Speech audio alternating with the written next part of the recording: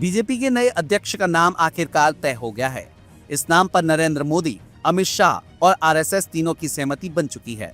लेकिन असली खेल अब शुरू होने वाला है, क्योंकि यह व्यक्ति मोदी के बेहद करीब है, लेकिन उसकी जड़ें आरएसएस में भी गहरी हैं। सवाल उठता है, अब जब यह आदमी बीजेपी का अध्यक्ष बनेगा तो मोदी और शाह के इशारों पर चलेगा या आरएसएस के सिद्धांतों के साथ खड़ा होगा।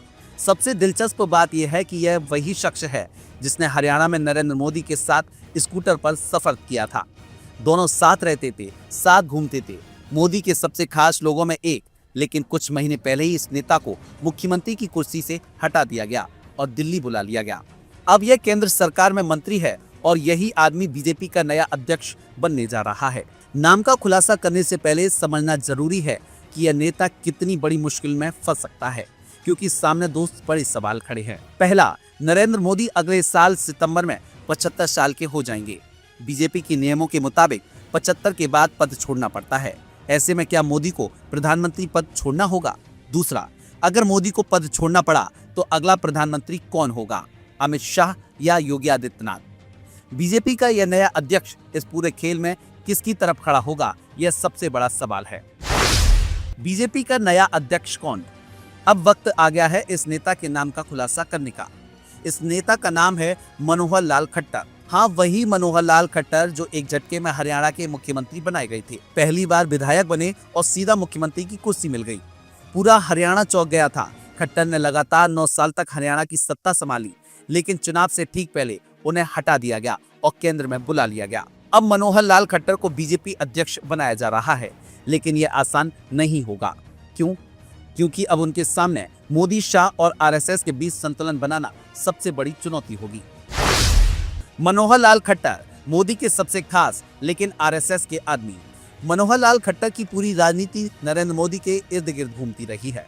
2002 में जब गुजरात में दंगे हुए थे तब खट्टर आरएसएस में थे। 2014 में मोदी प्रधानमंत्री बने तो खट्टर को हरियाणा की कमान दे दी गई। मोदी के जितने करीबी लोग हैं उनमें खट्टर का नाम सबसे ऊपर आता है। खट्टर और मोदी का रिश्ता इतना पुराना है कि जब नरेंद्र मोदी हरियाणा में बीजेपी के संगठन का काम देख रहे थे तब खट्टर उनके साथ स्कूटर पर घूमते थे। मोदी जहां जाते खट्टर उनके साथ होते। दोनों एक ही कमरे में रहते थे, एक ही थाली में खाना खाते थे। लेकिन असली सवाल यह है कि अब जब खट्टर बीजेपी के अध्यक्ष बनने जा रहे हैं तो उनका रोल क्या होगा? क्या वे मोदी, शाह के फैसलों को आंख मूंद कर मानेंगे या फिर आरएसएस के विचारों को आगे बढ़ाएंगे? खट्टर के सामने दो सबसे बड़े संकट। अब दो बड़े संकट खट्टर के सामने खड़े हुए हैं। नंबर 1, नरेंद्र मोदी का 75 साल का नियम। बीजेपी के नियमों के मुताबिक जो भी नेता 75 साल का हो जाता है उसे पद छोड़ना पड़ता है। सितंबर 2025 में नरेंद्र मोदी 75 साल के हो जाएंगे। अब सवाल यह है कि क्या मोदी इस नियम को मानेंगे और प्रधानमंत्री पद छोड़ देंगे? अगर मोदी प्रधानमंत्री पद छोड़ते हैं तो अगला प्रधानमंत्री कौन होगा? यही सवाल बीजेपी के नए अध्यक्ष मनोहर लाल खट्टर के लिए सबसे बड़ी मुसीबत बनेगा। नंबर 2, अगला प्रधानमंत्री कौन होगा, अमित शाह या फिर योगी आदित्यनाथ? अगर नरेंद्र मोदी को पद छोड़ना पड़ा तो अगला प्रधानमंत्री कौन होगा? इस पर पूरी बीजेपी दो धड़ों में बटी हुई है। पहले, अमित शाह गुट।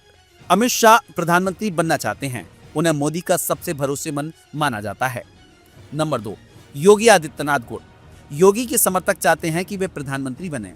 अब खट्टर को तय करना होगा कि वे किसके साथ खड़े होंगे।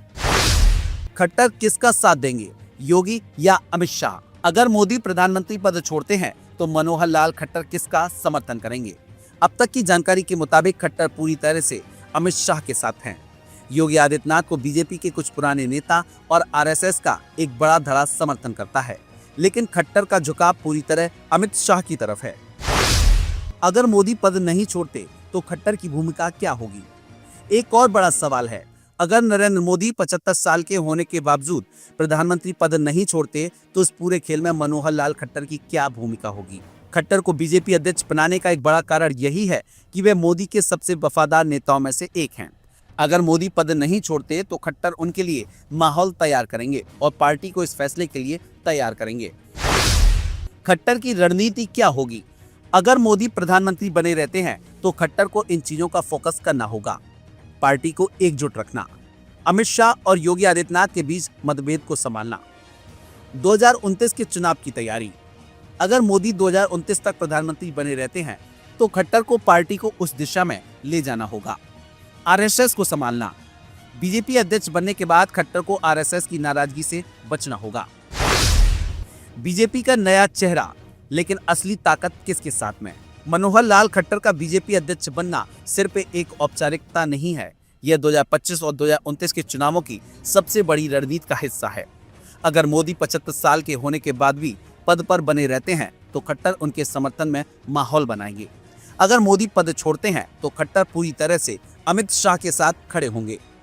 योगी आदित्यनाथ और आरएसएस की क्या भूमिका होगी, यह देखना दिलचस्प होगा। अब सबसे बड़ा सवाल आपसे, क्या खट्टर मोदी के वफादार ही रहेंगे या फिर एक नया खेल खेलेंगे? खट्टर के सामने दो सबसे बड़े संकट। अब दो बड़े संकट खट्टर के सामने खड़े हुए हैं। नंबर 1, नरेंद्र मोदी का 75 साल का नियम। बीजेपी के नियमों के मुताबिक जो भी नेता 75 साल का हो जाता है उसे पद छोड़ना पड़ता है। सितंबर 2025 में नरेंद्र मोदी 75 साल के हो जाएंगे। अब सवाल यह है कि क्या मोदी इस नियम को मानेंगे और प्रधानमंत्री पद छोड़ देंगे? अगर मोदी प्रधानमंत्री पद छोड़ते हैं तो अगला प्रधानमंत्री कौन होगा? यही सवाल बीजेपी के नए अध्यक्ष मनोहर लाल खट्टर के लिए सबसे बड़ी मुसीबत बनेगा। नंबर 2, अगला प्रधानमंत्री कौन होगा? अमित शाह या फिर योगी आदित्यनाथ? अगर नरेंद्र मोदी को पद छोड़ना पड़ा तो अगला प्रधानमंत्री कौन होगा? इस पर पूरी बीजेपी दो धड़ों में बटी हुई है। पहली, अमित शाह गुट। अमित शाह प्रधानमंत्री बनना चाहते हैं, उन्हें मोदी का सबसे भरोसेमंद माना जाता है। नंबर 2, योगी आदित्यनाथ गुट। योगी के समर्थक चाहते हैं कि वे प्रधानमंत्री बने। अब खट्टर को तय करना होगा कि वे किसके साथ खड़े होंगे। बीजेपी का नया अध्यक्ष कौन? अब वक्त आ गया है इस नेता के नाम का खुलासा करने का। इस नेता का नाम है मनोहर लाल खट्टर। हाँ, वही मनोहर लाल खट्टर जो एक झटके में हरियाणा के मुख्यमंत्री बनाए गए थे। पहली बार विधायक बने और सीधा मुख्यमंत्री की कुर्सी मिल गई। पूरा हरियाणा चौंक गया था। खट्टर ने लगातार 9 साल तक हरियाणा की सत्ता संभाली, लेकिन चुनाव से ठीक पहले उन्हें हटा दिया गया और केंद्र में बुला लिया गया। अब मनोहर लाल खट्टर को बीजेपी अध्यक्ष बनाया जा रहा है, लेकिन यह आसान नहीं होगा। क्यों? क्योंकि अब उनके सामने मोदी, शाह और आरएसएस के बीच संतुलन बनाना सबसे बड़ी चुनौती होगी। मनोहर लाल खट्टर मोदी के सबसे खास लेकिन आरएसएस के आदमी। मनोहर लाल खट्टर की पूरी राजनीति नरेंद्र मोदी के इर्द गिर्द घूमती रही है। 2002 में जब गुजरात में दंगे हुए थे तब खट्टर आरएसएस में थे। 2014 में मोदी प्रधानमंत्री बने तो खट्टर को हरियाणा की कमान दे दी गई। मोदी के जितने करीबी लोग हैं उनमें खट्टर का नाम सबसे ऊपर आता है। खट्टर और मोदी का रिश्ता इतना पुराना है कि जब नरेंद्र मोदी हरियाणा में बीजेपी के संगठन का काम देख रहे थे तब खट्टर उनके साथ स्कूटर पर घूमते थे। मोदी जहां जाते खट्टर उनके साथ होते। दोनों एक ही कमरे में रहते थे, एक ही थाली में खाना खाते थे। लेकिन असली सवाल यह है कि अब जब खट्टर बीजेपी के अध्यक्ष बनने जा रहे हैं तो उनका रोल क्या होगा? क्या वे मोदी, शाह के फैसलों को आंख मूंद कर मानेंगे या फिर आरएसएस के विचारों को आगे बढ़ाएंगे? और आप हमसे जुड़े रहने के लिए सब्सक्राइब करें YouTube पर, फॉलो करें Twitter पर और लाइक करें Facebook पर। और ज्यादा जानकारी के लिए आपको टाइप करना होगा सिर्फ न्यूज़ नशा।